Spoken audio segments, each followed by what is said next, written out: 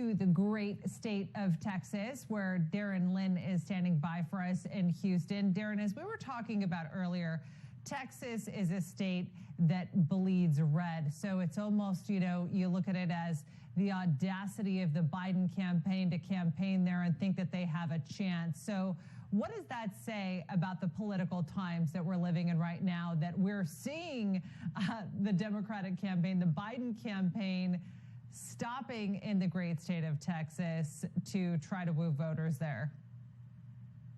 It definitely puts Texas in the political spotlight. If you were to ask Republicans just a few months ago, back in the summer, that we'd be talking about Texas being a possible swing state, they would have said no way. And right now, the leading pollsters have issued that instead of this is a leaning Republican tally, they've issued it now to a toss-up, which speaks volumes. At this moment, the top polls in Texas have Trump leading Biden only by 1 percentage point. 47% to Biden's 46%, and that doesn't even take into account the margin of error. If you want perspective, back in 2016, President Trump beat Hillary Clinton by 9 points in the state of Texas.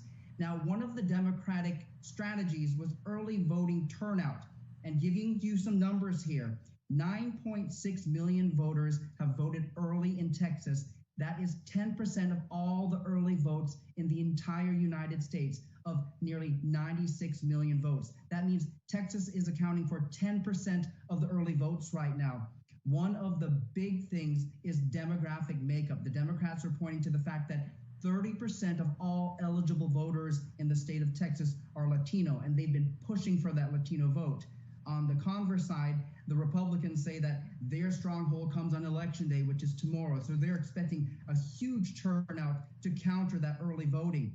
Harris County, Texas, where Houston is, where I am, is the largest populated county in the state of Texas, with 4.8 million people. Houston making up nearly half of that, at almost 2.5 million people. So this early voting turnout is crucial right now for this election.